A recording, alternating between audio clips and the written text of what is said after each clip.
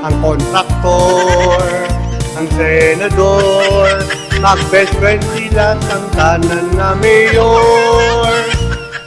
Kung may project silang napag-ugrahon, dako ang budget para lang sa flood control. Si senador ang darinig ang binilyon, pero ang baha walang gihapon nila makontrol.